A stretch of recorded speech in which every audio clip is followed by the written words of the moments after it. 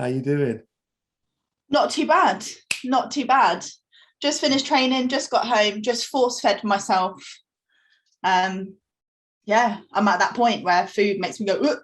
Oh, can we just get a rundown of kind of like a brief brush over of your food? Just make me jealous for a minute. Oh, are you still on like poverty calories? Say that, and it kind of. I'm about to. You say it every fucking day. Poverty pizza. Oh yeah, good point. Yes, okay. I do make one hell of an omelette. I'm going to call it more of a frittata. A frittata. A frittata with If the you- accent though. And the shoulder roll. It adds to this the stoop of the old woman. Frittata. The frittata. I like the frittata. It looks great. It's like it's got like a thick. If you use the right frying pan, the right amount of fry light, and you add a bit of water to the base of that, that is going to slip right out of that non-stick, right onto your plate. And it's just like, but I'm still using those tools. You know, those like weird thoughts you had during the prep where you're like, okay, I'll volumize those oats by doing that and adding some xylem gum, and I'll do a bit of that, and I'll make a bit of that. I've still got that in there, which helps me stay full, physically full, while I'm still like slowly ramping up the calories, you know. Right. Yeah, no, it's whisking the whites. I've not done that. Yeah, if you kind of obviously you don't want to make them a meringue, but if you like give it a good whisk, make them a little bit puffier.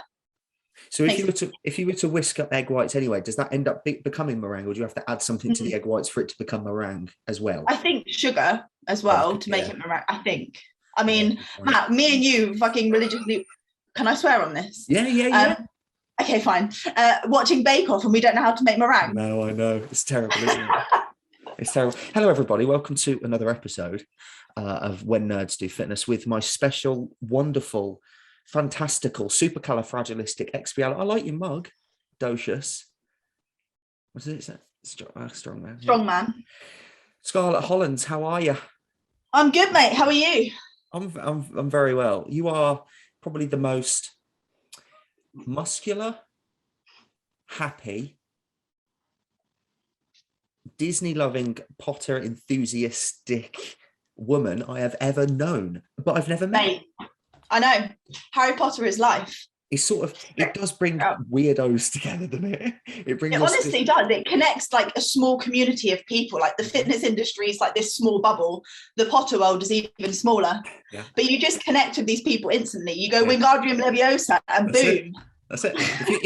If you rack off like a little, like if you're in work, I don't know if you've ever had this, but you're in work, you're walking through the corridor, you bored out your nut, just going from canteen to office, and you hear like Accio Horcrux or someone talking there. It's like, hang on a minute, and like you magnet. There is it. Yeah, it's like you've got like this love, and it goes, and you sort of get 100%. Potter is like a lifeline. It's like it keeps my heart beating. You know Sammy, don't you? I had him on earlier. I do, yes. He was talking about an anime event because it's not so like massively popular in the UK, so they don't show him in all the cinemas. There's certain cinemas. Yeah. Say if he was to go to watch this really rare anime movie, he knows for damn sure in the foyer he's going to be full of nerds with their broken glasses and a bit of tape in the middle. Do you know 100%. What I mean? 100%. And he knows deep down, we've got something going on here. I don't know your name. It's that immediate connection, isn't it, with this person? You see a bit of plaster on the glasses and you're like, I know. That's it. I know what level you're on. Or if I'm like in the gym and I'll see someone with a big old baggy tee and I'm like, I wonder what the logo is going to be. And it's like some pop culture, pop fiction, something from Stranger Things. I'll look at him and go, I like you, mate. I like you. I like what you're wearing. Yeah. I get it. I get it. So why don't you introduce yourself? Because there's going to be, I don't even know how we even got. How did we link? How have we? I think like I started. I think I found you. I found you, Matt, in lockdown. Because were you training with Georgie in like for bloody ages? Yeah. So I think obviously I followed Georgie for ages. So then that's where I think you were coming in. And I was just pissing myself laughing at you two trying to train in that little lockup. That's brilliant. Oh, bloody hell, yeah. And then since then, obviously, without blowing smoke up your ass, you are highly entertaining. Well, so I've just consistently followed. And then obviously just slowly over time, Potter and all this stuff, we've kind of connected. Yeah. And that's kind of how we started talking. I think that's the best way to connect to people. I'm sorry. I think that's just the best way. Just the love of Potter brings people together. So yeah, why don't you introduce yourself, what you do, everyone knows your name now. And yeah, for a lot of my followers, they might not know yet, and they might be quite interested in sort of like how you got. Let's go where I came from. Yeah, let's go. What do you do for a job? So, hi everyone. So yeah, I'm obviously my name's Scarlet, and I'm 30 next month. So I am a PT. Let's be honest. So I'm a PT online coach. I've been doing this gig for probably the best part of 6 years now. It kind of coincided with my fitness bodybuilding journey. It all kind of evolved together. Before that, I was a ballerina. That's what I basically grew up doing. So from the age of 3 all the way till about 23, to be honest, 24, I had dedicated my life to be stick thin and prancing on my toes the whole time, which was great. Huge passion of mine, probably still my passion. But just that kind of, I had to let that kind of boat sail away a little bit just through injury. And just kind of slowly going into that hole of eating disorder. I just got very, very unhealthy. And obviously with kind of the food thing, my injuries were getting worse. I wasn't recovering. My bones were brittle. And like by no means I was on the severe end of the spectrum, but it was definitely like a rapid hole, and I was getting deeper and deeper. My mum actually started randomly one day, woke up and went, I'm going to be a bodybuilder. And she was probably in her late 40s when she did this. So she randomly started getting into bodybuilding, competing. And when I got kind of injured and I was like, I don't know what to do with my life, she was like, come to the gym. And I was very much one of those girls that was like, I do not want to get huge. I do not want to put on muscle. It's usually the other way around, isn't it? Mum, come on, come to the gym. Yeah. But because my mum's a qualified PT as well, she's a bit like me. Like if you're going to go in, you're going to go all in. So she kind of did it all. So I started going to the gym, and I think I just enjoyed the confidence mostly. I'd spent so many years trying to be and look a certain way, to get roles, to kind of be cast. And finally, I could kind of do what my body wanted to do, which was probably be a bit bigger. I'm naturally quite broad. And I started training, and obviously you start growing a little bit of muscle, confidence picks up, you get a bit of a booty, you get a bit of a shoulder. And I think within a year, I did my first show. You were hooked. Which was like, you look back now, oh my gosh, it was the hilarious time. Because me and mum competed together. She did figure, that's cool. figure, that's so good. And I did junior bikini. She prepped me, both of us, not the foggiest, not a bloody clue. I did 0 cardio for 12 weeks. I probably ate the same thing for about 12 weeks, which was probably under eating quite a lot. And we both I had the same diet as my mum. So there's me, little bikini girl, and my mum's a bit bigger, but we still ate the same thing. And it was just kind of like a little cool journey for both of us. But yeah, after that show, I was like, right, this is what I want to do. I think are you bigger than your mum now?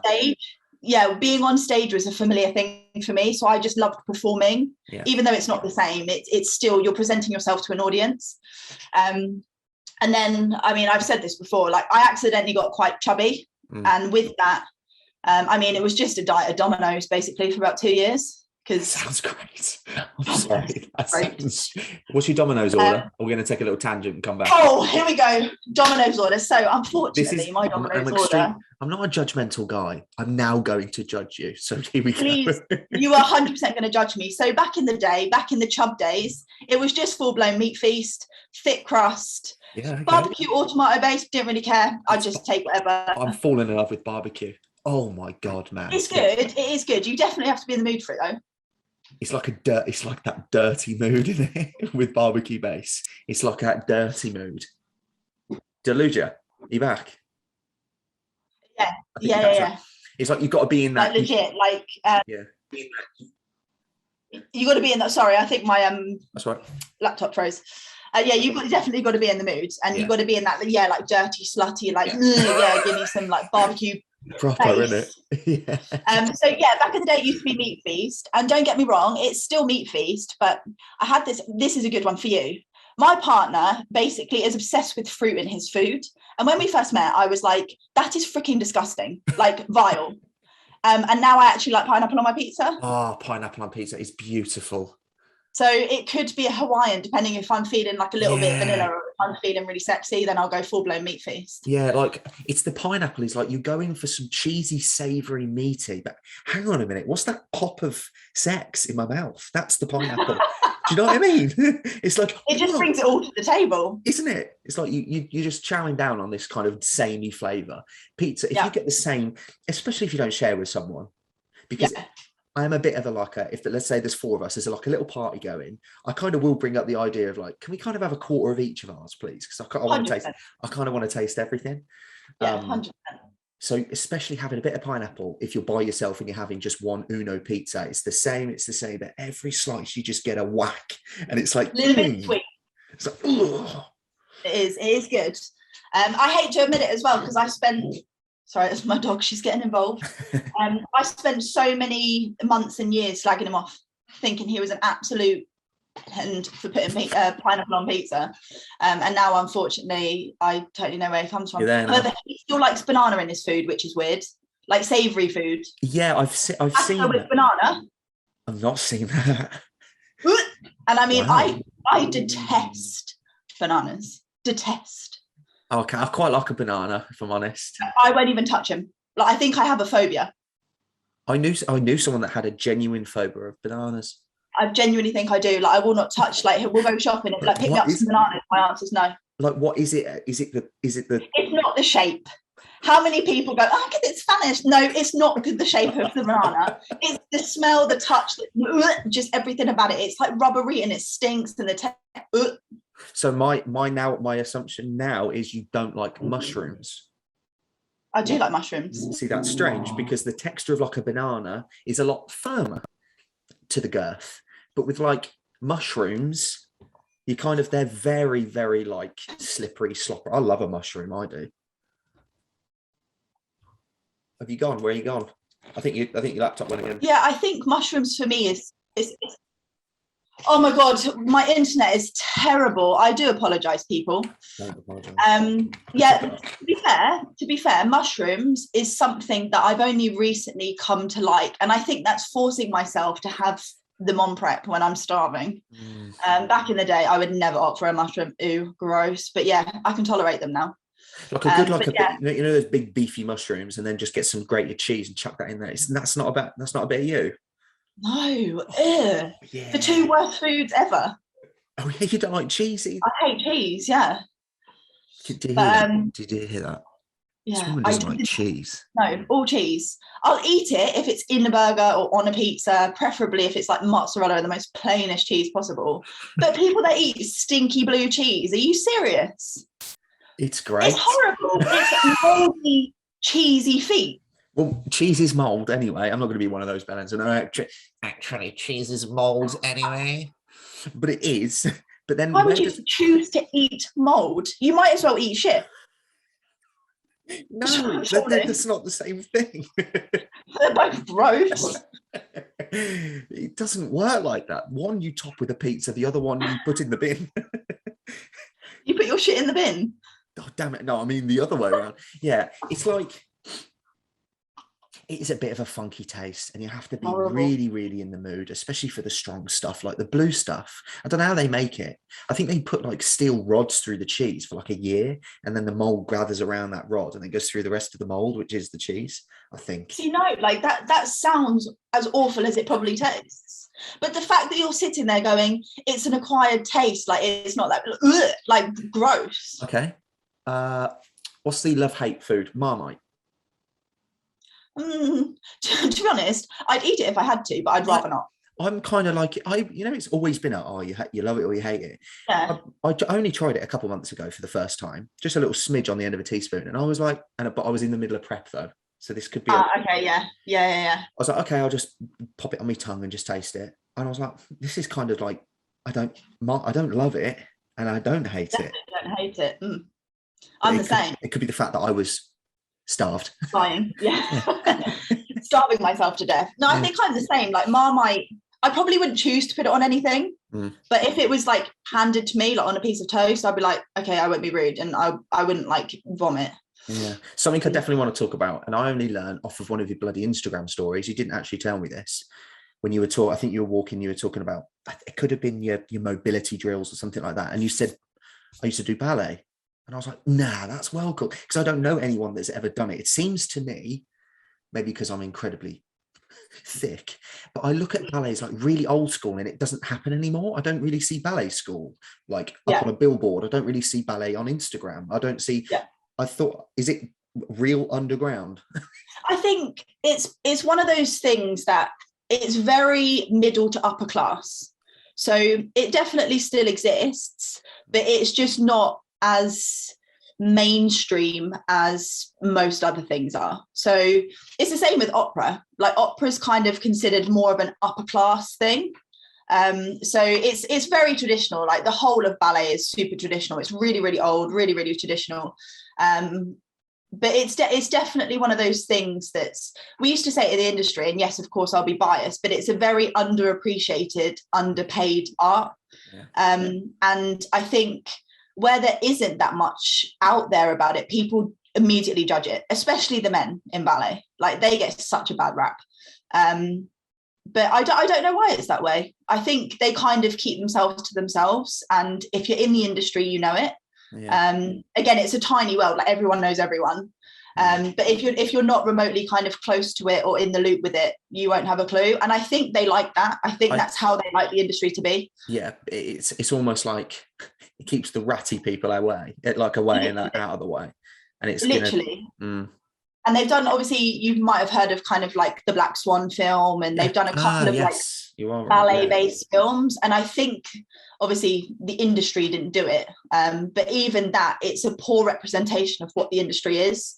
So immediately people will watch the stuff that is out there and just judge the industry for what it is. So, but yeah, it's actually a good point. I have no idea why it's so quiet. So let me give you two scenarios? There's two movies, one of which I've completely forgotten, so that doesn't help. And then Center Stage. I don't think it is. One is Black Widow. So the character of Black Widow, the Marvel character. Yeah.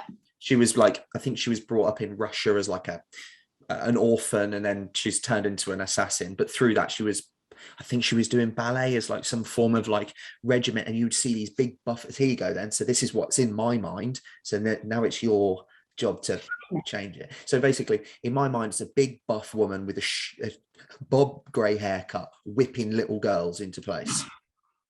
I mean, like a Miss Trunchbull grabbing there and like in my pigtails. Yes and no, because yes, it's extremely strict. It's like on the down low, like they're not afraid to kind of gently hit the back of your legs or bite your fingers or do I'll explain that actually. No, I like a bit of that. The bite of the fingers thing is when you do ballet, you have to have quite elegant hands and not have these gnarly dead fingers. So it's been on occasion, a teacher will come round and just gently bite them hard enough so you can feel them. But I mean, you could call that child abuse, but yes, it's just the industry. Oh no, I mean, I should have been biting. Could you even imagine? One of the parents of that child. This crazy stuff that goes on. Like we deem it as normal though. Like we'll do kind of a movement from one corner of the room that travels down to the other corner of the room. And it's not uncommon for a teacher to come behind you and smack your ass to try and kind of get you jumping, get you moving. Yeah. Whereas to normal people, they probably look at that and go, that is child abuse. But to us, that's completely normal. And I think because it's quite hands-on, it's quite hands-on anyway. Like everyone in the most unsexual way touches everyone. When you're kind of correcting something, it's very, very hands-on. Yeah, it's almost like a PT adjusting someone's form. It's I know exactly. There has been occasions, and yeah, I'll admit this, when I was a personal trainer, you may have done it yourself, you may do it on a frequent basis, I don't know, but I touch clients, like I'll touch them where I want them to be getting this connection. And there's been occasions where I'll touch a girl's bum, not in that way, I didn't even think of it, I'll just touch the top of her glute, like the upper outer quadrant bit. I'll be like, right, I want you to feel there, squeeze there, upper back, lower back, arms. I want you to feel it in just there. No, we're all safe, you're okay. I think it's just being immersed into that job and wanting the best for your students, and you're a tutor, you're a mentor, you're a coach, and you're just like, right, I'm getting involved. And I think the thing with ballet and the industry is not many people make it. So the pressure that they put on you from such a young age is, I compare it to what I would imagine being in the army to be like, because you're at a boarding school, everything is immaculately clean. You get checked, silly things like you get weighed and measured constantly. When a teacher walks into the room, it was stand up and curtsy to them. Like, you had to show that respect. And the way you address people was sir and madam. Obviously you could call the teacher by Mrs. blah blah blah, but just that is just what ballet school taught you to be, and it's very, very military based. And that's kind of what we take. That's why it's so strict, because from such a young age you're taught respect, discipline, and I've carried that into my life. So just because from the age of 11, that's how I live my life. And some people say to me, how did you live like that when you were so young? I don't know anything different though, because that's the discipline that ballet requires. You endure hours and hours and hours of standing in certain weird positions, doing weird shit with your body, being like crazy flexible. And it's very, very demanding. And the only way you can kind of withstand that is if you've got discipline that's instilled within you. So, I mean, I've carried that on into my life now. I mean, don't get me wrong, I have moments where I like to not be disciplined, but it's something that I'm very, very proud of, and something that I would 100% instill in my children. Yeah, it's really funny that you say these things, because for a small stint of my childhood, I got into karate. And just like yourself, ballet is an art form. It's a performance piece, right? Martial art, I look at martial arts as an art form. It's just that the amount of discipline, and just like, you know, you had to curtsy to your tutor or to sir or madam. For us, we had to walk in, bow, and then make it, and then get in line. So it's just like these things. I'm so glad that I did it, even for just, I think it was just for a couple of years. I got a couple of belts up, I think, and I did a few, what would you call it? Just like certifications, you know, going up. Yeah. But it really drills at such a young age. Damn respect, man, for your elders. Definitely, especially in today's society, you see how young people, social media, everything's kind of evolved into this free-for-all. And it's something that we can kind of carry on in our lives and pass down to our children. It's just not taught nowadays. Do you reckon it's like do you reckon it's kind of like, this is how I look at religion? And no offense to anyone that's dead religious, I'm not personally. I don't know if you are. No, I'm not. We've had this convo about Christmas and stuff, haven't we? We did, yes. So, like, what was I getting at? Discipline, and how society nowadays is a bit free for all. That's it. I had a bit of a mind block. So religion's going out a bit out of date, I feel. It's a bit like, it's going, just like ours, we're just holding on to this respect thing, because kids now, I do see it with my nephew who plays football. You know, he has to shake all the other team's hand. As little boys, it's wicked to see that they're shaking hands. So things are still happening, that these kids are just naturally learning this respect. But I'm glad that I've had it for just a small stint, so I'm going to pass it to my kids, and you will be able to pass it to their kids. But I don't know if our kids will have that. So I'm going to make sure they either do ballet or karate. I said, all my children are doing ballet. They have no bloody choice. Yeah. You will all come out doing pliés and grand jetés. You will be very, very flexible. And then if you turn around to me one day and go, Mummy, I don't really like this anymore, fine. But you're all going to learn discipline, bitch. I could imagine all your kids. Let's say if you have, I reckon, two girls, one boy, and they're all in little like frilly things, and they're all like twizzling around the house, like dusting the house as they go. Like 100% at like 2 years old. And then occasionally like do a little bit of a squat, so we get a little bit of muscle tone. I definitely want to get into the conversation. We can jump into it now. No doubt, unless I'm wrong, I'm assuming, no doubt you learnt things within your ballet, like not even what could you definitely say that you've used from ballet into bodybuilding? It's weird that you say this, actually. Like, I trained not long ago, and typically some random guy stopped me in the street and was like, oh my god, your legs are so big, blah blah blah. But he was actually quite a nice guy, and he said the same. Like, we got into kind of me doing ballet, and he said the same question, like, what's kind of is it the same discipline? And I think where in the ballet world you're so driven to achieve one thing, like from the moment you start, you have this one goal in mind, and that's to be a prima ballerina of a company. And every single female has the same goal, and male. So definitely that kind of motivation to push for one specific goal, quite a big goal, is something that I've carried through, and the ability to be able to do that, to have that kind of tunnel vision, and not allow things to kind of whisper to you and pull you from one side to the other. I'm quite good at really knuckling down and focusing on that end goal, and doing this, putting the steps in place to achieve that as well.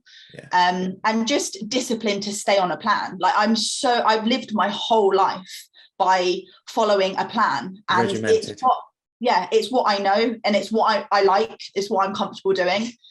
So for me, it's exactly the same in bodybuilding, right? Like you have to be consistent, keep it regular, and make sure you tick every single box every day, within reason. Obviously, like, don't get me wrong, I have moments of times and weeks and weekends where I just don't give a fuck. But we're all human. But mostly I like that routine. I like that regiment, because it just keeps me on the straight and narrow. And I'm one of these people that I don't like change that much. I quite like doing the same thing. I like eating the same thing, and I've always been like that. Again, I think that does stem from kind of my career in ballet, because it was very repetitive. So for me, fortunately, I've fallen into another industry where that just kind of helps massively. And obviously in a weird way, I mean, obviously in ballet it was a whole different kettle of fish, but the regimen of kind of eating as well in ballet, it's not condoned, but it is condoned to try not to eat too much. Try to like have like one apple a day and then starve yourself. But again, even though it was completely wrong, it was the consistency of, I did the same thing every single day with my food. I knew that if I had this in the morning, this at midday, and this in the evening, I would be able to fuel my day, because that's all we needed to do was fuel our day, to be able to get to the end. And obviously, again, the emphasis on that was to try and kind of stay very, very slim, but provide yourself with enough energy to see yourself through rehearsals and performances. Exactly the same thing as bodybuilding. We fuel our bodies to achieve a certain look and to perform a certain way. So again, very similar but completely opposite ends of the spectrum. Because I could look at ballet as a very and it depends on if you're performing with as a duet, like two of you, or a team. I'm assuming it's not only just one person on that stage at one time. You can have rarely. So it's usually more than one. Unless you're kind of like the lead role, then you will probably have a solo. But most of the time, if you're not the lead, you will be on stage with at least one other person. Okay. So looking at that, has it been a bit of a weird one, being that bodybuilding is incredibly, I don't like it when people say it's selfish, because it's not that, because you can if you communicate well, it's not fucking selfish. Do you know what I mean? But let's say it's a very solo sport, right? Did that feel a bit weird, coming from a very team environment in a room, doing these things up against the pole and the mirror, and then now it's just you by yourself? I think yes and no. So obviously there's part of the ballet world where you are in it for yourself, regardless if you're dancing on stage with other people, because ultimately the goal is to be the leading role. That is the goal. So even if you're on stage performing what we'd call the corps de ballet, which is kind of the lower rank of the company, where you do the ensemble kind of thing, you're still there doing the same as everyone else, but you still have to try, without standing out, to make the piece look wrong, stand out. So you're trying, that's usually how you got promoted within the industry, is by kind of excelling in your performances and obviously improving month to month, week to week, year to year. When you're dancing together with people, it was good because you had to lean on each other, you had to help each other, but still there was kind of the fundamental where it is about you, because you are the one that's dancing for yourself, even if you're dancing in a group piece. Ultimately, you still had to kind of showcase your ballet mind. So it's almost deserve at some point promoted to soloist. So you could look at it as like, and obviously bodybuilding. Go on, sorry. No, I was going to say, and obviously in bodybuilding, where it is kind of, it's just down to you. I found that, especially my last couple of preps that I've done with my partner, I'm very open and I kind of lean on them because I'm used to leaning on people. But like it wasn't necessarily reciprocated in the same way because he's so used to doing it on his own. So that was kind of a weird dynamic as well. And then I kind of had to realize, hang on a minute, if he's on prep, he's doing his own thing. You have to respect that. You can't constantly say, help me, help me, help me, help me, help me, when I'm doing my own thing as well, because you don't have enough energy to do 2 different preps at the same time. So like, yeah, it was definitely different. But again, similarities. It's kind of a bit of both, really. You can kind of see that with football players. That's what I was going to mention. Or rugby players. They're in a team sport. Yeah. But really, if they are excelling in their performance in their little zone, I know you've got to pass and you've got to accept, you've got to talk, you've got to communicate. You're in a team. You're a team player. But you kind of want to excel a little bit better than that other mid because you want to play for 100%. Barcelona. Yeah, 100%. That's how you improve and that's how you get better. Yeah. If like I mentioned, I don't really see ballet anywhere, really. Do you follow like the best ballet dancer on Instagram or ballet people on social media? Of course, yeah, definitely. My Instagram is still half fitness, half ballet. Yeah. And again, like, not blowing my own trumpet, but the school that I went to, the training that I had and the companies that I danced with, like, it was very much same as kind of my status now as an IFBB pro. Like, I started at the bottom, and by the time I got to the top of my career, my idols became my colleagues. So some of the top people that I follow now, I don't see them as top people because they're my friends. And a lot of people that I went to school with have kind of worked their way through their careers, and they are top of the game in the industry. But I went to Pizza Express with them at the weekend with my dad, who paid for the meal. And like, when we had our little weekends together, and obviously the industry is kind of, well, I'm probably a good 10 years out of it now. So that's 10 years of growth all my friends have got, and they're now top of the league. Yeah. So it's I still follow it massively. One thing I do regret is I haven't been, with COVID as well, like, it completely shut down. But it's something that I really like to stay on top of because it is a massive part of my life. And occasionally do classes every now and then, but I am the heifer in the room. I am honestly bigger than all the people put together and the teacher. You could put like 5 ballet dancers behind you. Like, walk in like this. Yeah. Like, do you hit your front relaxed, or whatever you girls, you ladies call that? Is it front relaxed? Just, front pose. Oh, okay. Yeah, the front pose. You can fit 20 ballet dancers behind your lats. Literally, I could hide the whole class just behind my lats. That would be quite funny, actually. So, what's it like? Did your whole world change, right? Was it like a mystical moment when you woke up the next day as a international, I'm not going to, just what I'll call it, the what is it? IFBB. IFBB. So International Federation of Bodybuilding? Okay, cool. So what was it like? Did you wake up and did you have like a glowing golden like aura like Hercules? Matt, I've been pro since 2019. I've competed twice as a pro and I still pinch myself every fucking day.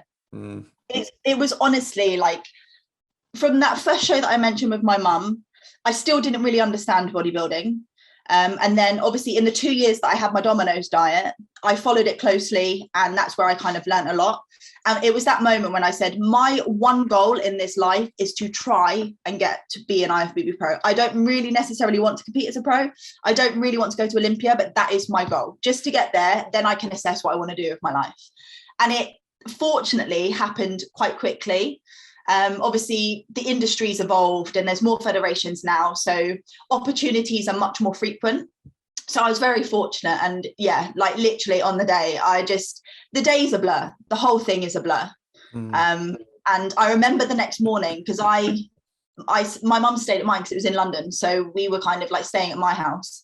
And I woke up the next day, and I remember just my Instagram was absolutely flooded with just so many messages, pictures, all this stuff. And I was like, I can't believe people are calling me it. Like, it's still weird. And that lasted for months. Like, I just couldn't get my head around it. And I think having so long off, even competing in my first pro show this July, I was still like just watching people like. Do you think? I can't believe I'm here. Do you think, Chris? I was just thinking then. I'm assuming you didn't become a professional ballet dancer. Yeah. Oh, you did? Yeah. Oh, okay. I'll shut up then. Because what I was thinking, I thought that injuries and things prevented you to get to that point. So you were longing so greatly to become a professional in something. So when you did, it just felt stupid good. But you did. You were in both. All right, just shut up. I'd already turned pro in ballet. Okay. I think in a weird way, like, It wasn't, because ballet was my life, but turning pro in bodybuilding was probably more of an achievement in the fact that I did it in such a short period of time, because ballet I started when I was 3. I graduated professional ballet school, which is the equivalent of secondary school and college in the UK. So sixth form. I graduated at 18. And so I was professional from the ages of 18 to 23. That was my career. But that was such a long process. So once you finish ballet school, you have to audition for a job. So ballet companies, once you achieve a job or a contract in a certain company, you are a professional status. Cool. So that was a massive milestone for me. But like I said, like I did that at 18, and I started this whole journey properly at 11. I went to ballet school at 11. And then obviously bodybuilding. Yeah. No, go on. Bodybuilding. I was going to say, I got 2 questions for you that's just popped up. Hit me, go now. What's the top money earner for a ballet dancer? Terrible. I was going to say, because I just thought, could it be anywhere near 750 grand like Ronaldo? Or I have no idea what he earns, by the way. A week. No, that's a week. No. That's a week. It's ludicrous. It's something that does infuriate me, and this will probably trigger a few people. Like ballet, again, it is an underrated art form. Not many people know about it, but it is an art form and it is a sport. It's both. The amount of blood, sweat and tears and training that these people have to endure from such a young age to then turn professional and dance and get paid to do it, the money is shocking. I remember. Don't they tie their feet up? Are your feet like battered after that? Horrendous. Where you dance on your toes, the shoes that we wear, they're not wood, but it's basically like a satin, like a clog, kind of like those Swedish yellow clogs. It's not as hard as a clog, but where you've got material glued on material, it's just layers. So because of the glue, it's quite hard. And so if you've got your foot basically with no padding whatsoever, and it's quite wooden, that's what the best thing to do. And you're constantly doing this all day long. You get calluses, bruises, horrible blood blisters, your feet get deformed, bunions, you name it. So my feet, when I came out, looked like Shrek. They're all right now. They have improved on their own. I mean, my mum's still to this day. That's from squatting. That's from like squatting heavy weights, like flatten it out. You know, it's like and my feet out. Instead of like doing that, you put 200 kilos on your back. They are going to go. They're just like dead flat. My mum still to this day is like, every time I go home, I sit on the sofa and like casually put my feet up. My mum's like, Scarlett, your feet are fucking repulsive. I'm like, thanks, mum. I got gaps between every toe, and it's just, they're not pretty. That's why I wear socks all the time. You just look at her and go, well, you made me do it, bitch. You forced me. But no, they've kind of slowly recovered. Like any skin issue, if you leave it alone, so we're going to go opposite from your feet. Have you seen those hunters in the Amazon, like rainforests and things? Like I'm talking tribes that have never seen white people. Like I'm talking in the depths. Like I can imagine, but I don't visually know off the top of my head. So basically, I'll try and get a picture up. But their feet, they look like, put your hand up like that, like you're gonna like. What? They look like a hand like that. That is repulsive. I'll see if I can Google it. My other question was, while I'm Googling, did you meet any, like at your shows, at your, what do you call them, dances, performances? Did you see any celebs? Did you meet any cool people? But people within the industry, but not kind of like Tom Cruise didn't turn up. No, I was going to say, because it's like you don't see it as someone. I love to go and watch a pantomime at Christmas, and I love visiting the cinema and watching a football game. When was the last time you heard someone? I visit the ballet every weekend. Yeah, no, it wasn't. I think. To be fair, the Queen and the royal family met quite a lot of. Yeah, and that's purely because they are associated with the Royal Ballet School and the Royal Ballet Company, and they are patrons of the world. Oh God, man, that is hideous. No, my feet do not look like that. Nor did they. They weren't that bad. I mean, the gap between the first and second toe is relatively familiar. It reminds me of like broccoli. That is gnarly. It is literally like broccoli feet. That is repulsive. But why? I mean, I've seen people with feet like that. Well, I'm going to tell you why you can understand why their feet have evolved into being like that. It's because they're walking on, rainforest floor with like stinging nettles and barbs everywhere and animals and leaves and mud and moss, and their feet, the wider they get, the more surface area, the better balance. They're climbing up trees, vines and things will go between their feet. You see, it's almost like a primate, isn't it? Yeah, if you look at Tarzan, as in the cartoon Disney Tarzan, if you can remember his big toe, I've got this like drilled in my head because we like our Disney, right? But I've got this image drilled in my head, and I'll see if I can pull it up. His big toe is gigantic compared to his other toes because he like, for balance, he goes through the vines with his. That's how he does it. Not being funny. That is literally me. I have like quite a large big toe, and I've got this massive gap between my big toe and my second toe, where I basically am probably missing a toe. But I've got space, man. I've got space. That's why my balance is shit hot. There you go. That's it. Yeah. Look, there it is. See can you see his foot? Literally, that is my foot. That is my foot. That is me. I'm basically Tarzan. I like it. I'm gonna whip up a question.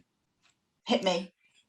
In terms of, you've gone from ballet to bodybuilding. What do you think? This is deep. I think this is a bit of a deep one. But I think I threw this question to you just to like a heads up. I was like, I'll give you some questions just in case. Yeah. What's like your? Do you think your ultimate mission is? Because you've like nailed ballet, boom, done. That's a performing art.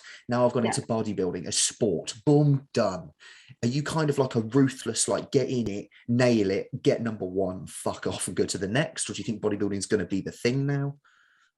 Do you know what? That's not actually me. Like, it's weird that you say it like that because that's kind of what it looks like that I've done. But I'm probably not that person at all. That's just completely coincidental. My mission in life is to not fuck it up, to be honest. And obviously up until this point, like I said, I'm 30 next month. So up until, the one thing that I am slightly concerned about is I've done a lot from the age of 0 to 30. And I've probably not quite got halfway yet. And I've managed to cover quite a lot in my life. The next bit of my mission in the next kind of 30, 40, 50 years is to try and not become an absolute bum and try and kind of continually achieve within that kind of a few decades. Because like you put it, like it's weird having this conversation actually. Fuck, I've done quite a lot and I've achieved quite a lot. But yeah, I think my next mission in life, without being all like cheesy and stuff, is to become a mummy. That's exactly what I was going to say. I thought, so you've kind of done like an entertainment side of things, and then you've done like an achievement for like you sport and really push your physical being and mental well-being. Now it's winning at family, isn't it? That's definitely kind of, again, maybe because I am of the age now where that is something that you think about quite a lot. I've done all I can, not all I can, I could probably continue to do it, but I've done what I've wanted to do with my physique, like you say, with my art, and I've achieved more than I could ever think of achieving in both of those sports. So I think now my next kind of mission is to bring up children to achieve the same, to pass that on and to kind of help nurture them into Matt. This is getting really fucking serious. I was expecting Harry Potter, but we're talking about. I'll tell you something deep. Hit me with deep. I hit you with a deep one. I hit you with a deep one. So I'm a coach myself, and I'll get a message from a client who started with me quite heavily overweight, really bad relationship with food. In terms of just like just habit change was the big one, and it was the compound effect in the wrong way. So she was continuously hitting these habits and going through life in like autopilot. So I'm going to go in the supermarket and pick that food because it's in the corner of that aisle and that's got a yellow sticker because we love a reduced aisles, the yellow sticker. Yes, and then, we do. And then we just keep pulling the same foods because that's the normal aisle I go down. So we're at that point. I get a message a couple of weeks back. I cried. Oh, you. Wait. I know. Pussy. So she said, I'm finally at a point where I've just noticed I've finished the shopping, and instead of picking pizza up for my children, so this is where I'm getting at, I'm just in habit now, pulling out good foods and healthier options and more whole foods. But I used to pick up like McVie biscuits and those like microwavable fries and the pizza. And I'm like, hang on a minute, hang a sprout. I'm helping her kids. Yeah. Like, I thought I was just helping her. Hang on a minute. So through her, I'm helping the kid. Like, yeah, you can imprint. I just use a Twilight term, by the way. You can imprint on so many people, man. And that's my little kid story, by the way. I just thought, but I like the idea of being a dad. Yeah, I think most people do, and if people don't want kids, that's completely cool. But we're humans; we're supposed to procreate. So I think for a lot of people, that is kind of the vibe that we get. I'm really fucking broody at the moment. It's gonna happen, isn't it? Hearing it here first, folks. It's ridiculous. Like, I mean, my partner's yet to have this conversation. We're yet to have this conversation. Just to let you know, babe. Yeah. I think it's the age thing. I think kind of approaching the big 30. My sister is mother of two kids, and she was a very young mummy. She had her first one at 18, 19. So seeing kind of those grow up, and in my head, I was one of those people that I expected to have kids quite young, but obviously my life kind of took a different turn, which I'm completely grateful for. Yeah. But yeah, like we've just said, I've achieved a lot now, and there's not necessarily anything else in the pipeline that I'm like hungry for. Like, yes, I'd like to pursue bodybuilding a bit more, but it's not the be all and end all of my life. So I'm kind of at that point now where, I hate to say it, but I'm ready to adult. Yeah, I get you. I kind of feel the same way. I've got 2 siblings. Have you just got the sister? And a brother, 2 siblings. Sister and the same me. I've got a little brother and an older sister. And my sister is considerably older. She's in 40, so I'm 28. She's 12 years older than me.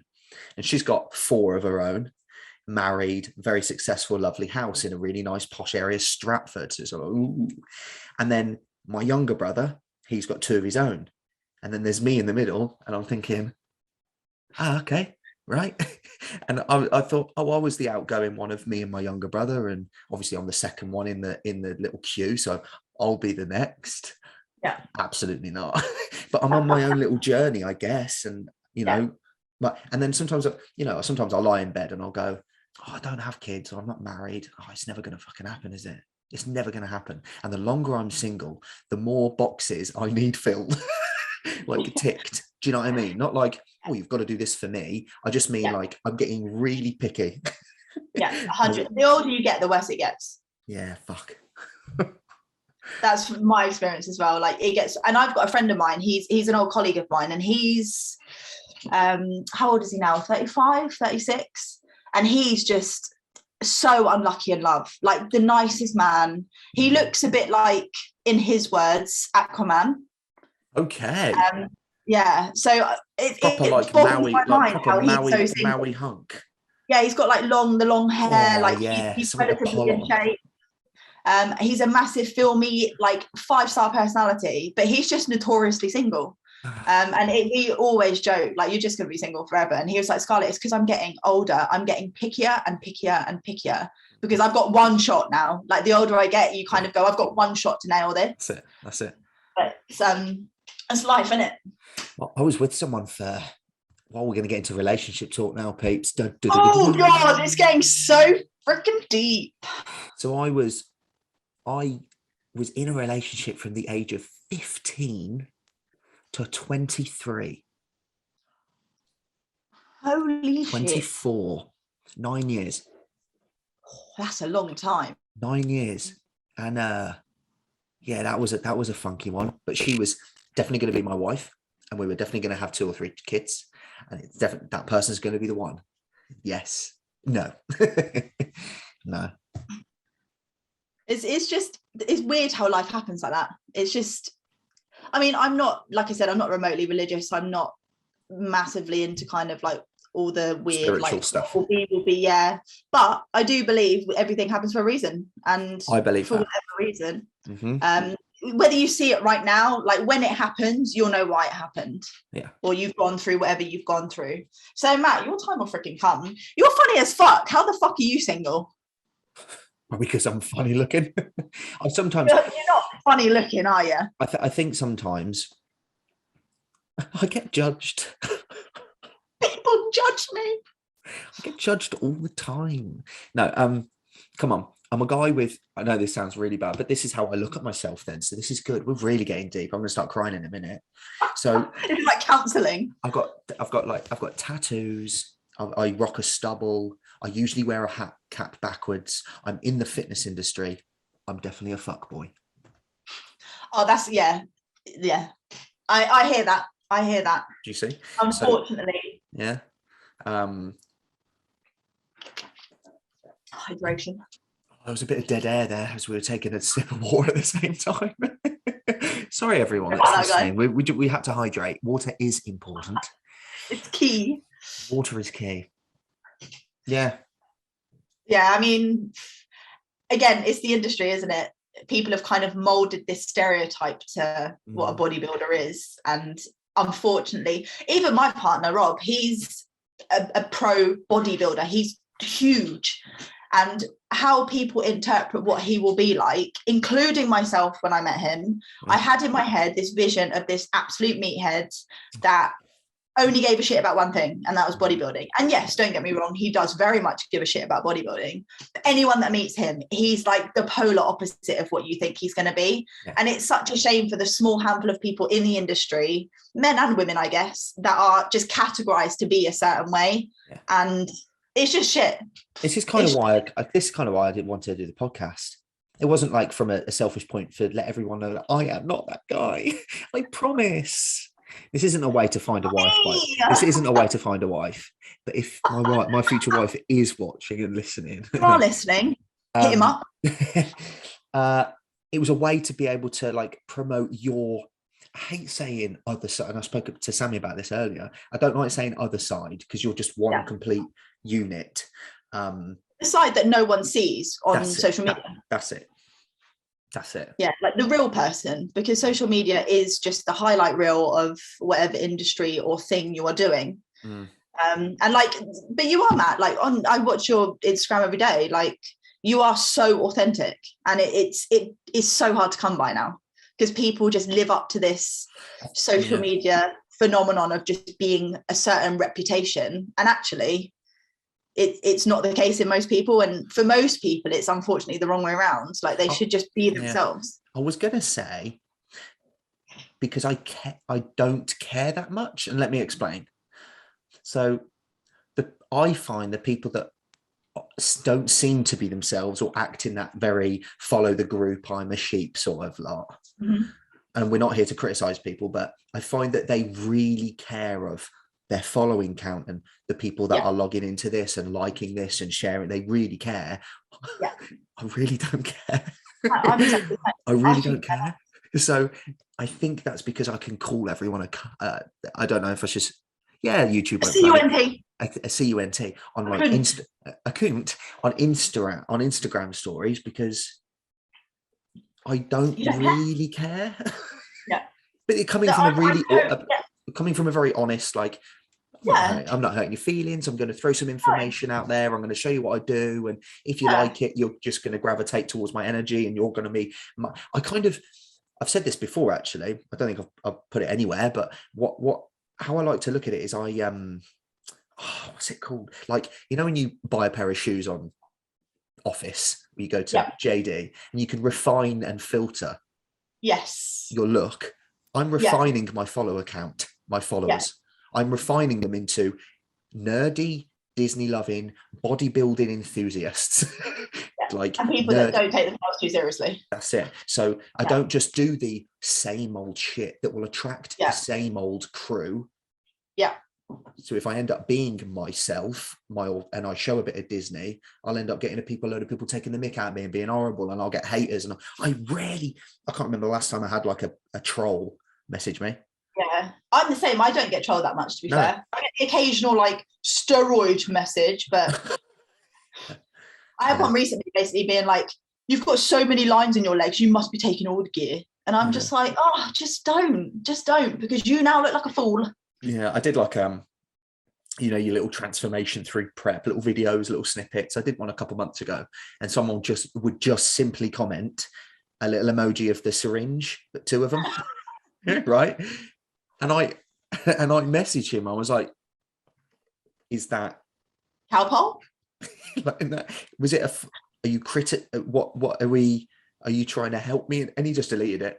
He just deleted it after that. He didn't even commit to it. Brilliant. No, he just got rid of that. And it's like, what are you trying to? And I love it when people, let's say if I made a mistake on a post, or I wrote about this wrong thing, or said the wrong thing, and someone messaged me going, I don't think you should have said that, because I'll actually take that in and go, oh, okay, yeah. I've probably learned from my lesson. I won't do that again. Or we all, you know, but when it's just like stupid shit, like, you're taking all the steroids, aren't you? What are we getting from this? Yeah, what are you achieving from this? And what, it doesn't really faze me at all, to be honest, because I've heard it all before. Yeah. But I think that's right. Like, the more authentic you are, especially through social media, the less hate you get, because people just accept you for what you are. That's it. The more kind of like fake you are, the more hate you're going to get, because people can see straight through that shit. Yeah, because I've seen on a few occasions, and I love it, because I feel like, oh, you're trying to be yourself. Hopefully you're not trying to be like me. But I've seen people start to sing to Disney and think, and I'm like, oh, wicked. And then they'll share nasty messages that people have messaged them. It's because you never do that, and you've never shown that. Yeah. Just be damn consistent now, though. Don't just whip in a Disney song. And let's say if you're just like an oatmeal eating, rice eating bodybuilder that has no emotion, and then you suddenly start to animate and do it, people are going to be like, what are you doing? Yeah, 100%. You have to keep that up now, keep that rep up. And it doesn't happen, because it wasn't authentic. It wasn't, because they were just, you know. No, I hear you. It's just social media, though. You're on a desert island. Oh, yes. I was watching a podcast. I was watching a podcast earlier, and I was like, oh, this would be a wicked one to ask her, actually. So you're on a desert island, 3 pieces of equipment, just 3 things that you will take to a desert island. You're stranded. So one option, you cannot be a boat. Okay. Right, 3 things that I would take to a desert island. A toothbrush, because oral hygiene, always. Toothbrush. You could sharpen the end, actually, the other end. Could make it a knife, or what do they call them in prison? A shank. Shank, that's it. I'll make a shank out of my oral hygiene toothbrush. Yeah. What else did I take? It's probably going to have to be... it's going to have to be some kind of like white chocolate. I'm sorry. I'm judging big time here. Yeah. So you've got only 3 objects you can take to desert island. Scarlett has picked, some white fucking chocolate and a toothbrush. So what would be your 3rd thing? Because I'm not coming to that island with you, mate, because you are by yourself. I haven't thought this through, have I? Fuck no. I'm just thinking of things I'm going to miss, rather than thinking of useful items. And even the toothbrush, though, isn't the top 3 that I'd miss. I'm like, oh my God, I missed my toothbrush. Yeah, but like, what would happen when they get furry? You know, when you've had some sweets and pick a mix.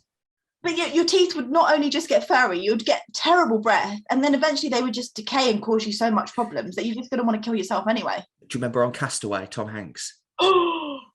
with the oh my God, yes. The boot, the ice skating boot. Yes, the blade. And he just gets a rock and he's like, smashes it. Oh, bang! He just passes out because he's in so much pain. Yeah, and obviously you need your teeth to eat. So probably a knife. Okay, so we've got a knife, some white chocolate, and a toothbrush. Would you like to remove one and add? No, you sticking with that? Okay. So if I was to be stranded now with you, what would I add? Can I take a mobile? Hey? Can I take this? You're probably not going to get much service out there. Selfies, though. So you posting on Instagram. You can't get 4G and you can't charge it because you haven't taken a charger because it's just the mobile phone. Oh shit, I can't charge it. Yeah, no, I don't want to take the phone. Okay. Just the white chocolate, the toothbrush, and the knife. So if I was to join you, or let's say I'm going to be stranded, I'm thinking more of like I'm so bad. I'm supposed to be doing some funny questions here, and like wrong answers only. That's what we were just doing for you, isn't it? But that's deadly serious. Flint to make the fire. You can just rub stones together, no? Nah, I'm all right. I'm picking a flint. You can sit over there, you monkey, trying to knock stones together. So I'm whipping up a quick fire because I want to cook my wildebeest. Okay. Yeah. Flint. A very like Swiss Army knife, thick, girthy. Like the blade is like that, like thick. And it's like out here, so I can kind of chop trees and do some finicky work, like slice an orange, finicky work. Yeah, I like it. It's better than my just bog standard kitchen knife. Here we go. So I'm already winning. I think I'm going to survive a bit longer than you. 100%. I ain't surviving long. A third item. This is a difficult one, to be fair. I think something like a quick dry, waterproof, heat absorbing sleeping bag. I really didn't think mine through, did I? Because I'm thinking in the summer I can unzip, it could be a nice quilt, quite wafty. In the daytime I could use it as a towel to gather some gather the D, and also through the winter months, because it's going to get damn chilly at night and in the winter, I can sleep in my sleeping bag because leaves aren't going to do the job. Yeah, that's again a very good idea. I was just thinking, I'm just going to say right now that I probably wouldn't survive very long because my toothbrush, as excited as that made me, I've got no toothpaste. Talking of survive, I know. What's the point? You've just done it with salt water and coconut like shavings, like mix it together. Actually, that would be quite good. Could people use coconut oil? I was going to say, can I use coconut oil to brush my teeth? Yeah, there you go. Done. So you can brush your teeth. Can brush my teeth. Oral hygiene number 1. Thank you. Talking of surviving then, zombie apocalypse. What weapon would you choose? But I have to give 2 scenarios here. I have to because you've got two types of zombies. Yeah. Walking Dead. You ever watched Walking Dead? Yeah. So they're slow twats. Then you've got World War Z with Brad Pitt. Yeah. You've seen that movie when they can sprint like they're animals, or something like I Am Legend, those zombies? Yeah. Ooh. What weapon would you pick? Oh, Matt, why are you asking me these questions? Because you know me, let's be honest, I'm basically fucked in all scenarios because I'm going to a desert island with a toothbrush. No. This is chocolate.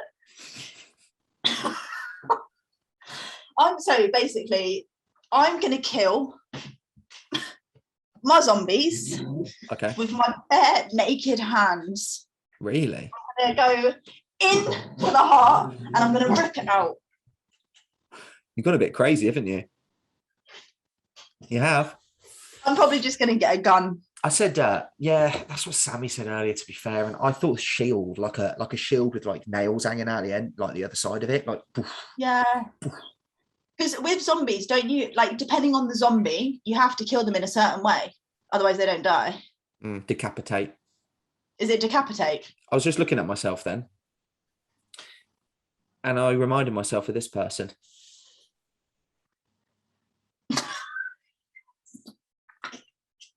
Don't I? You actually look like Craig David. I wish I had the other hand free.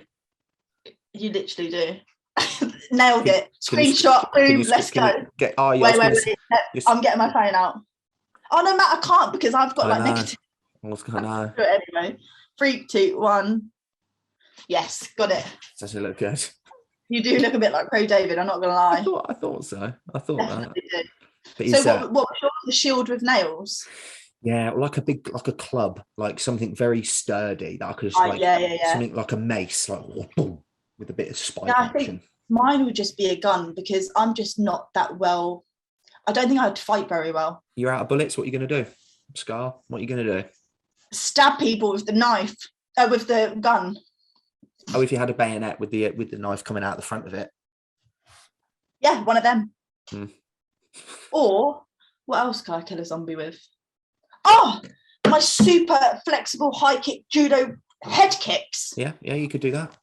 You could be a proper Black Widow in the zombie world and just absolutely nail them with just your stilettos. Yes. Like, use my flexibility. I haven't trained all my life to be this flexible for no fucking reason. Talking of Black Widow, what was the last movie you watched? At the cinema. James Bond. Didn't watch Harry Potter. Oh, no. Didn't do it. If anyone managed to see that at the cinema, that was very good. That was good. I didn't do it, unfortunately. There was nothing close by and I can't drive. So you do realise, because I had to Google it, they are playing the rest of the Potters all the way through December at the cinemas. Yeah. So if I think I'm coming up your way at the beginning of December-ish, I'm going to come up and come train with you or something. Yes. We could Harry do Potter. Yeah, it'll probably be Chamber of Secrets or Azkaban, something like that. Azkaban's sick though. Azkaban is sick. It's just as it gets dark. It's just as I love, like, we meet Sirius. I'm like, wicked. He's actually a good guy. And then we see like the new Dumbledore. I'm like, okay, I'm starting to. And then the quotes. You warm to the new one quite quick as well, don't you? Very quickly. There's a scene when they're walking through the Great Hall and they're all asleep in the Great Hall. Yeah. And he says, I'm gonna have to read the quote. I'm a nerd. I can't believe it. I don't know. It's about I'm shocked that you don't know the quote. Dreams. The dreams yes. one. Yes. I know what you're talking about. Can you say it? Do you know it off by heart? No. Let me get it up. What's your favourite Potter then? Probably 3. Azkaban. And you're going to say mine, aren't you? You're going to say both of my favourites. The last 2, the last one. Oh, okay. I love. I hate Goblet of Fire. Hate's a very strong word. It's my least favourite. That's the one we've got that we're similar on. That's my least favourite movie. I don't know why. We do meet a few characters. It does get pretty eerie. It's because like the Triwizard Tournament isn't following Voldemort journey. It's kind of just veers off into a tangent a little bit. Mm-hmm. But no, I think Prisoner of Azkaban and the Deathly Hallows 1 and 2. Order of the Phoenix, probably my second to least favourite as well. Okay, yeah, I can follow. So let's go. You go first. All 8 movies. Mm-hmm. Best to least. Okay. So number 1. So number 1, are we going to do Deathly Hallows as one film? So the 7 movies then. Yeah, okay, that's fun. Yeah, let's do that. Do 7 movies, 7 separate films? Mm-hmm. Okay, cool. So 7, 6, 3. Ooh. Hang on a minute. What? Hang on a minute. You're doing best to least? Favourite? Best to least. Yeah. I thought Azkaban was your favourite. No, I think the Deathly Hallows is my fave. It's the music and the story when he's reading about the 3 brothers, and it's like, yeah, my God, that is the best bit out of the whole Harry Potter. Oh, you get tingle. Like I got butterflies coming up. Yeah, thinking about it. Yes, so good, isn't it? To be fair, like Azkaban is he's still so young. Yeah. And obviously, when they're doing the Deathly Hallows, it's almost like a completely different Harry Potter because he's so much older. Yeah. And I think purely because it's more recent, it's probably my favourite one to watch. If Azkaban was done now, obviously the tech and everything would be way more ahead of how it was. So probably, Deathly Hallows. So 7, 6, then Prisoner of Azkaban.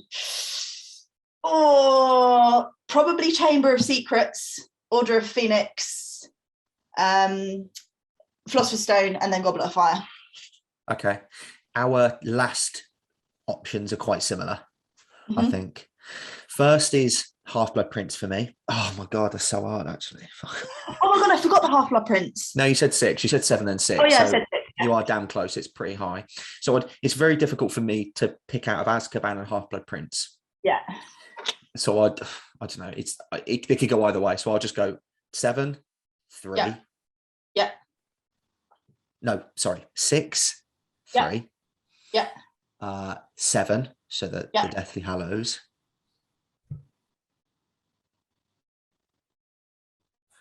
Chamber of Secrets.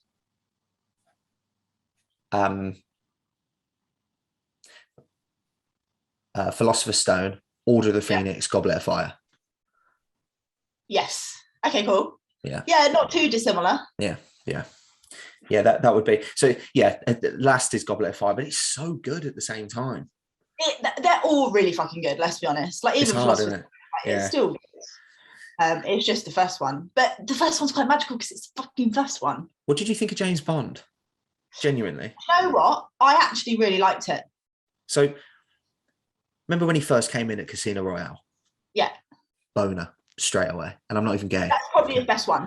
Okay. Free running at the start, walking out the water, rugged as hell, just walks in and just orders anything he wants. He's just so cool.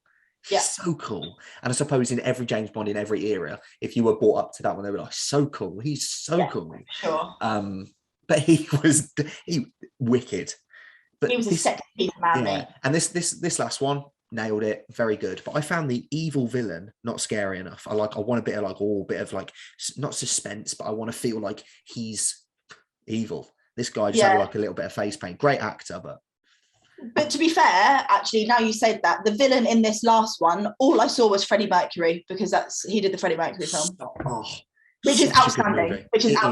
Incredible. And I can't believe I haven't seen Rocket Man yet. Apparently watched that fairly recently, also very good. I heard that it's better than Bohemian Rhapsody. I associate more with Queen than I do with Elton John. I think I listened to more Queen. Yeah. So he was outstanding as Freddie Mercury as well. Like just like he had like a twitch. Was it like an eye twitch? I think I saw an interview. He like even nailed tiny it. Yeah, just like little things. Yeah. He was so in the James Bond. It's the same with Daniel Radcliffe, though. To be fair, like I can't not see Harry Potter anymore. Yeah. He's always going to be Harry Potter. Rupert Grint will always be Ron, and he will probably for me always be Freddie Mercury. So yeah, I liked how it wasn't your stereotypical Bond villain. He was quite quiet. His demeanor was quite different. But I think the main thing with the most recent one. Sorry, spoiler alert, everyone. Actually, shall I not do a spoiler alert? Hang on. Have you seen it? Well, yeah, hang on a minute. I'll do a spoiler alert warning, spoiler alert. Spoiler alert. Please pause now. Okay, go. The fact that he actually had a kid and I know. And he died. Yeah, he didn't die. He went down a trapdoor just underneath him. He just wanted to get away from her. She was pissing him off. What's going to happen now? What's going to happen now? Because they're talking about a new James Bond, but James Bond's fucking dead. Well, I don't know. See, I'm obviously not that much of a James Bond movie. Do they kill each actor when they transition to the next actor? Do they kill him off? I don't know, but I don't think they have. I don't think James Bond has ever died. No, so they're going to continue. But do you know what I did like? I did like what they did in this new one is that they cast. That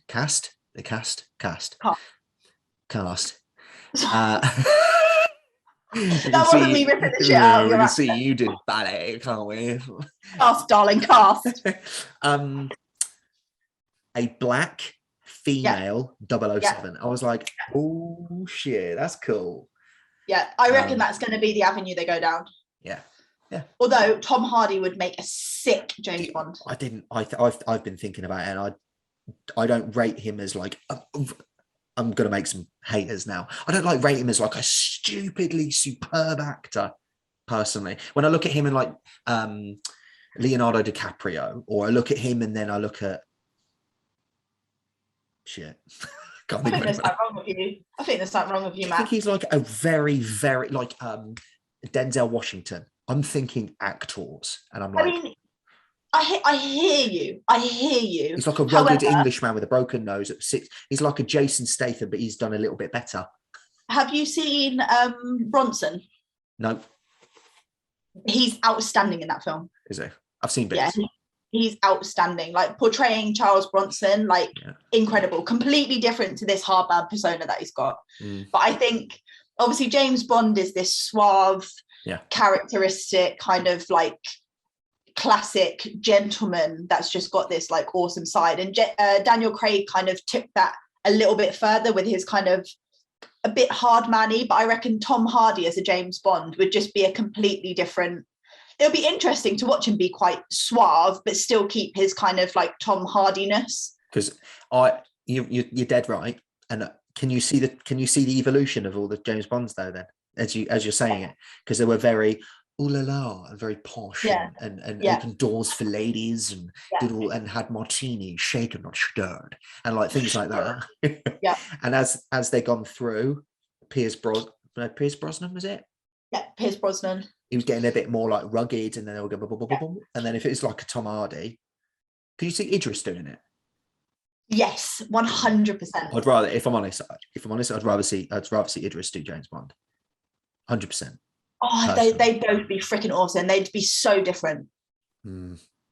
Idris Elba's excellent, though. Do you know what one actor that's, would I say underappreciated? No, definitely not, because he's in some top movies. Is Chris Pratt.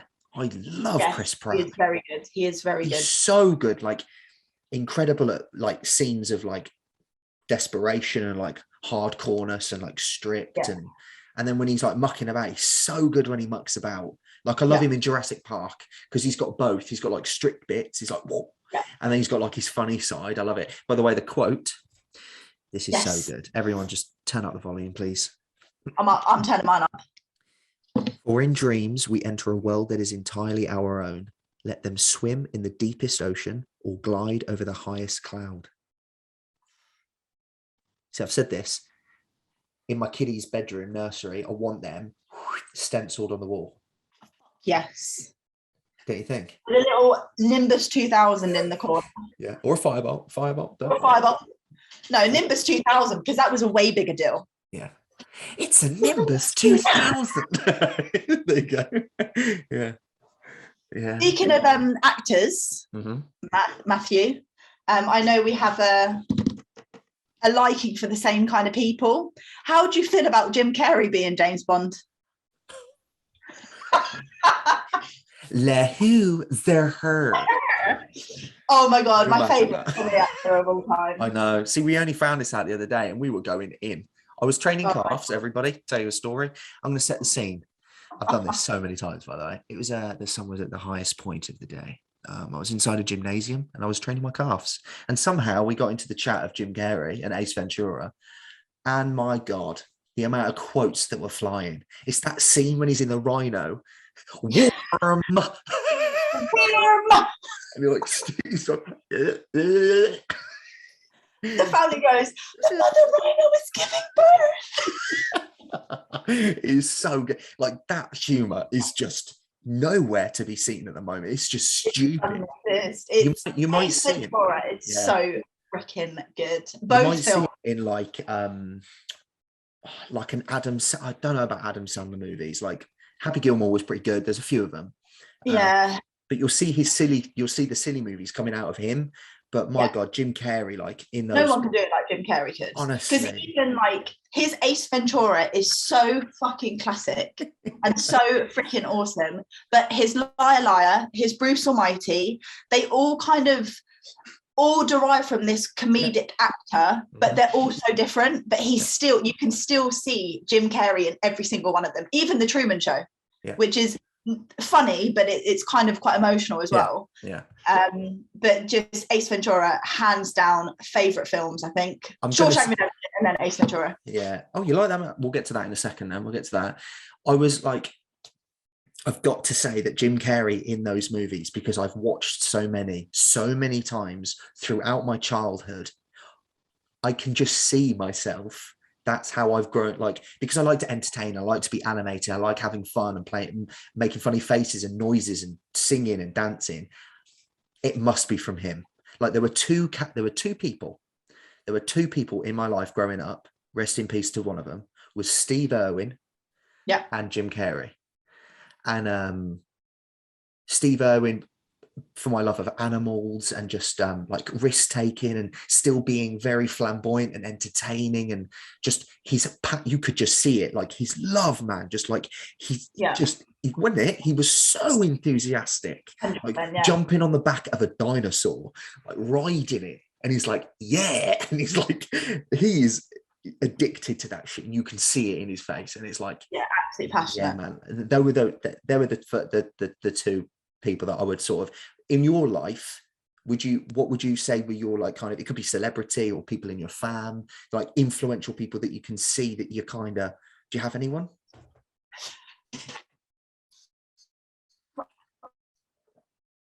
Not just we were talking to him, like obviously we don't know each other on like a massively personal level, but who did you say you went off then? Like, sorry, I said similar to kind of what you've just said. Like I know you don't know me kind of really personally, I'm quite like, my family will always say this, I'm not a funny person. I don't do it on purpose, but I'm just quite like, some things that come out my mouth, people just find really funny, and I'm not even trying. I think a lot of that comes from Jim Carrey and just watching him as a kid. And then I don't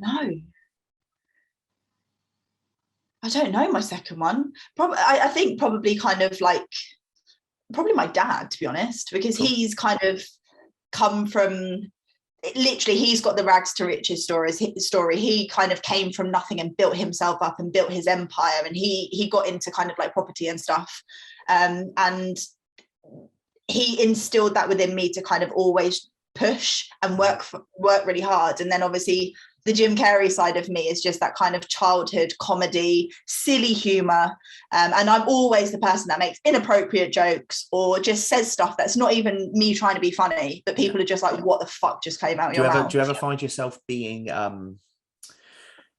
you might not class this and you might think it a bit weird to even think this of yourself, but I've noticed if you can sort of like escape yourself sometimes. Do you ever walk in a room? I've noticed this. Do you ever walk in a room that's kind of quiet, kind of boring, kind of nothing, and then you're the light? Yeah. Without even, like, I don't walk in there and go switch.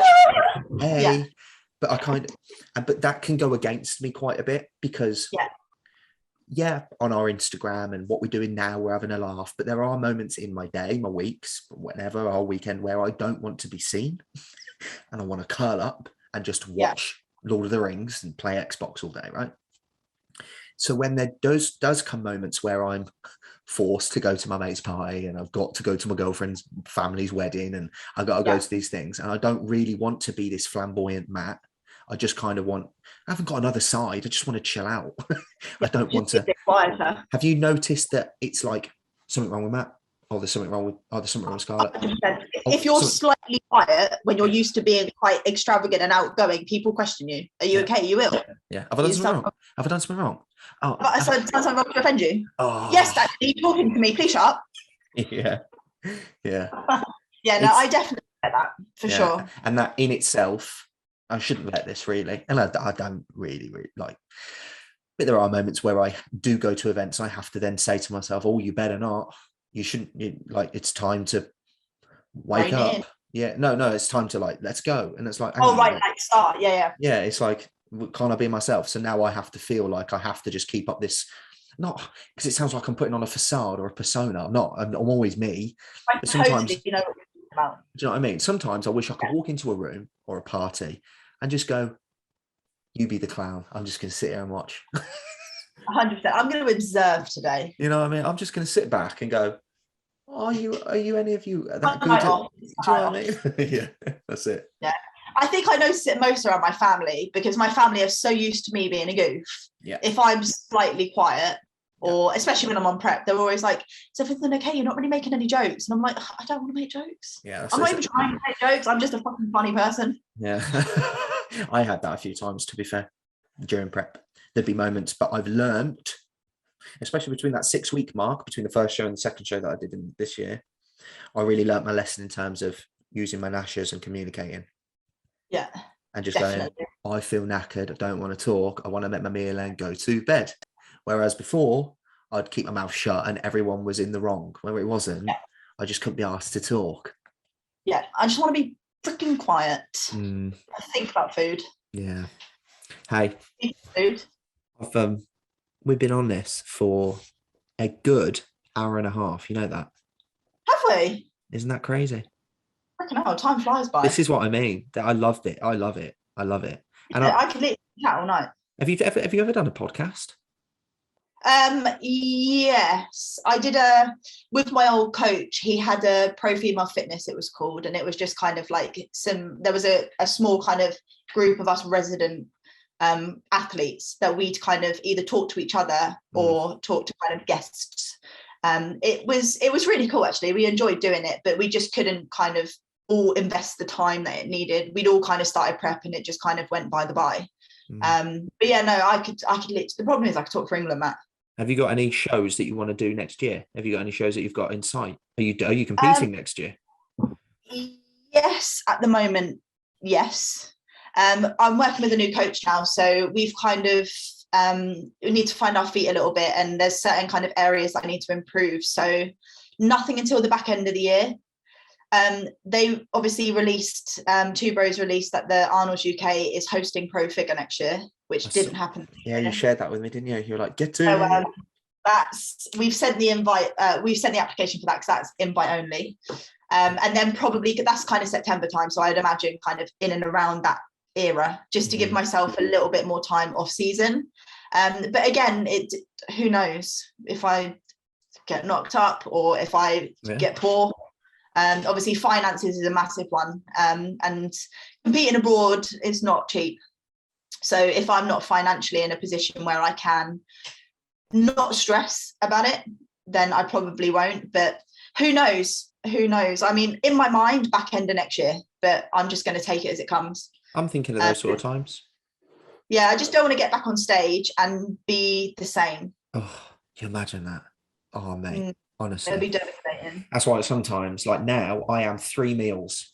I've got 3 meals to eat. So 3 meals for the rest of the day at 7 o'clock. Okay.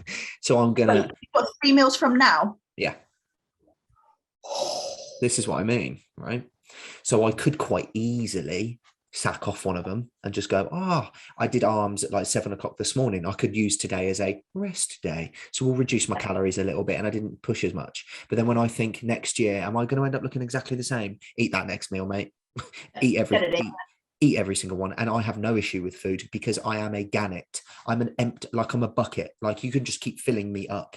Like a bottomless fry when you go to a restaurant, you can just as many fries as you want. A bottomless pit of just openness. Yeah. And I was talking about this morning. I can add in a bagel, a little bit of oats, just a tiny bit of carbs. And the reason it's like, I'm like a water buffalo. Like I've become a pillow. Like water retention is crazy for me. Yeah, I used to be like that, but my appetite, as I've got more into the industry and grown more muscle, my appetite's got shitter. Oh, is it? It's actually embarrassing. Like, we were talking about Domino's, like when I went through my little chub stage, like that was standard, large Domino's, whole tub of Ben & Jerry's, cookies, and probably a couple of chocolate bars as one meal. Like that was easy work, not even a thought. Now, I would struggle to eat half of a large Domino's pizza, legit. It's embarrassing. I'm ashamed of myself. I'm actually disgusted with myself. My appetite is piss poopy shit. Mine's grace. So I could eat your entire body weight in M&Ms. Like I mean, chocolate's a different story. Hence why I'm taking white chocolate from the desert island. Yeah. I could drown myself in that. But yeah, just like my first meal is like 70 grams of cream of rice, and like it just makes me gag. I'm like trying to eat it. Are you still having that complete strength one? At the moment, yeah. I'm still I'm not sponsored by them anymore. I'm not working with them anymore. No. But I've just got a backlog of just complete strength stuff. Are you working with any supplement companies or any clothing companies? No one at all. Where I left my last coach, like part of that agreement was the sponsorship. And absolutely held my hands up. Like my posting of it on social media was just not great, because I went from kind of loving social media to coming off it for a little while because I just got a little bit too obsessed. So I took a couple of weeks away from it, and then ever since that point I've seen a whole different side to the world, which is not on social media. That's I tried very, very hard to separate like me and my partner's life. I don't necessarily spoil it all over social media because that's our private life. I like that. So things like with my sponsorships, it kind of took a bit of a toll because I just wasn't active as much. So that kind of like ended a couple of months ago now. But yeah, like I've still got heaps of product from them, which is awesome. But yeah, just 70 grams of cream of rice. I'm just like, ugh. Well, I find that with because I work with them? I don't like saying I work with them because I don't work with them at all. It's like a supplement. Would you call them a store online? A supplement store or a supplement supplier, like a supplier. So rather than like a one single company, like one brand USN, I work for like, and he sells lots of different brands. the amount of times I post and share things is tiny, but the quality is right up, or it's funny, or it gets way more views or eyeballs, or because again, I don't just push it and ram it down people's throats. And that's probably why, that's deep down probably what you do. You're not that sort of person. So if it was, it's just not, that's just not, you're just not going to do it. Yeah, no, it's just not me. And obviously the company's there to be promoted. And it's not that I don't believe in the product, because I love Complete Strength. Like I still use all their products now. Yeah. And I'd still happily pay for them. But it's just constantly kind of like cluttering my social media with content that's a bit piss poor from me, and not kind of reaching many people, because no one's really interested in like seeing a picture of an EAA, to be honest. But it's my own fault for not trying harder. But I've just got more to do with my time. Yeah. But then priorities. What do you prefer? This will be the last question then, because I've kept you far too long. What do you prefer doing? Because I know my answer to this. What do you prefer doing? Do you prefer PTing people physically inside a gymnasium, or do you prefer coaching people remotely all over the globe? So this is, it's a difficult one. I've grown up with PTing one-to-one. That's what I've done since day dot. And I think for me, it's on the short term, it's more rewarding because you're with the person and you can kind of see them through kind of 12 weeks, 16 weeks, 8 weeks, whatever. And obviously their performance result usually is a lot more rapid, and you can obviously see that and fix that straight away. But I think I've done remote online coaching for far less time, so it's still very new to me, and the results that I get with my clients is still making me buzz. So I think at the moment I definitely prefer online coaching, but I think more because it's a change, it's different. Okay. I'm so used to one-to-one. Yeah. And where I used to be one-to-one, the type of client that I was working with probably wasn't my niche. Yeah. Yeah. So sometimes those sessions could be a little bit slower than the pace that I would like to go. And just obviously, you know what it's like when you're kind of an online people, that they're people that want to work with me because of who I am and what I do. So we have much more similar interests, both of them equally rewarding. Yeah. But I think the online aspect for me is still more fresh. And the fact that I'm kind of training kind of bodybuilders, women, physique, figure, bikini, people that kind of following me because of who I am, and not just clients that I have to get or I get in the gym, because they can kind of range on a huge spectrum. So I'll tell you the difference there. So you're PTing in a gym, your weight, I'm not saying this is just an overall brief, like brushing over. Yeah. You wait for clients to walk through the front door, and then they see they have to see your name on the wall. They have to see. Well, on the other hand, coaching, you're reaching out and admitting who you are.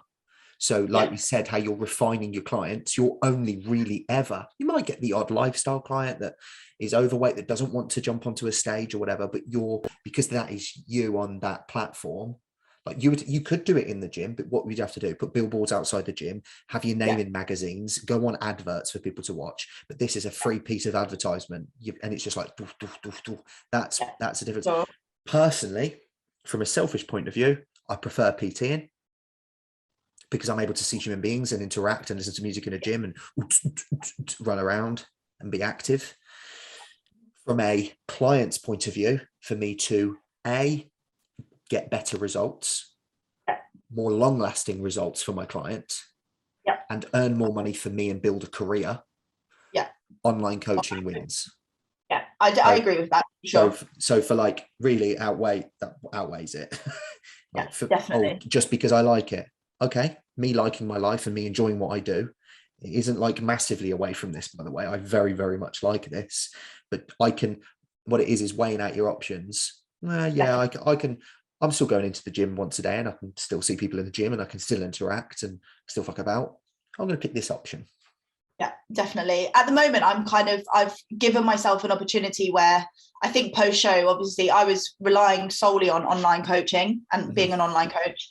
But since the show, I've actually I said to you recently, I've picked up a couple of hours actually in the gym one-to-one, and it's hours that are extra. They're not kind of a necessity. So I get the best of both worlds a little bit at the moment. So I still get to kind of speak to humans on a day-to-day basis or 3 to 4 times a week basis, and then I've still got kind of my little empire as well. That's quite a nice thing to have as well. But then it is, what I am finding out now is managing time, especially not being able to drive.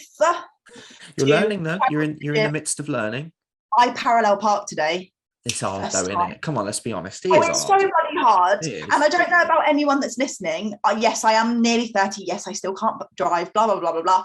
But they've changed the rules now. So apparently back in the day, for any kind of parking maneuver, bay park or parallel, if you got it into a space and you weren't quite there, you can adjust it and then kind of pass. Whereas now you have to get it in first time. If you adjust, it's a minor. Oh, wow. So accidents would have happened since I did it, or since it's been changed. Obviously, a lot of accidents in the road have been people mucking about trying to get into their space and jumping out real quick or whatever. Or taking the piss and taking like 5 million attempts to try and get the one maneuver right, because that's not real life. But yeah, apparently like a bay park, reverse driving, parallel park, for anyone that's studying driving, it has to be done in one go. Take this with a pinch of salt. I don't know if this is 100%, but to help you debate with your parallel park, I don't know if your examiner or your teacher's teaching you this, but I remember my instructor telling me to reverse until the front of your car is at their wing mirror. Yeah. And then go full lockout. So you can't do that. You'll get a minor if you do that on the wheel. Oh yeah, you're not actually going to do that in your no, you're just gonna remember when the old people like reverse, they get their hand and they smack it behind the front seat and they're like, you know what I mean, whipping in your, like, you've got your test, so you're just like whipping around doing your parallel park, like, sorry son, I'm just gonna get in the back. Or on the back of the head. Yeah, that's it. Can you head pull, please? No, yeah, it's very, I think it's still very, very similar.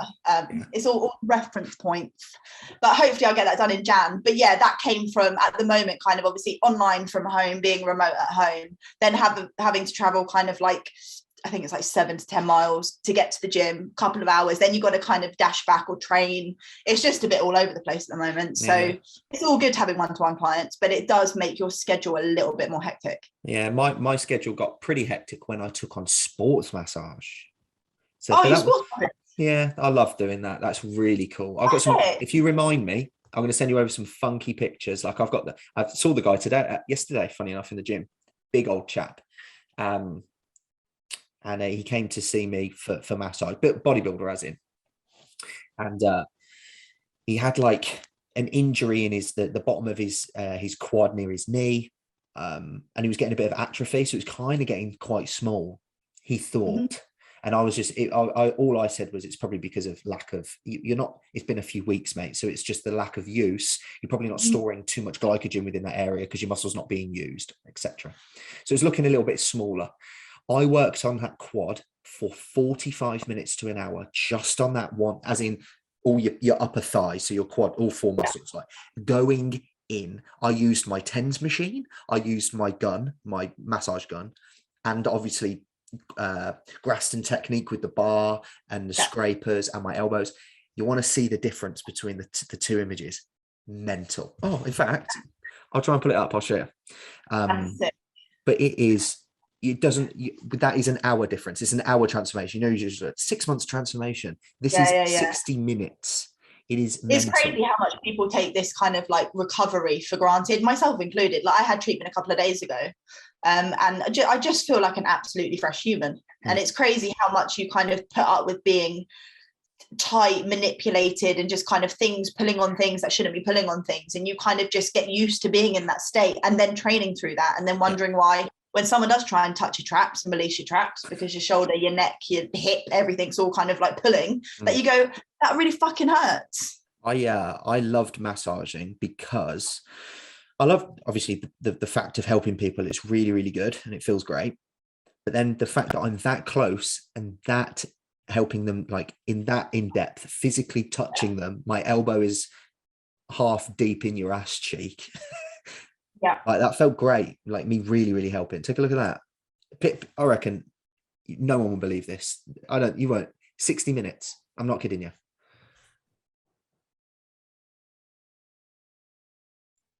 Poet.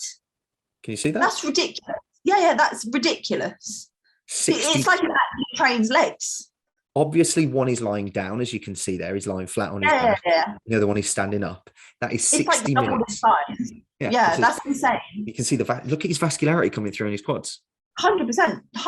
It's like a different leg. That's what it's I mean. It's like you've just got two separate people.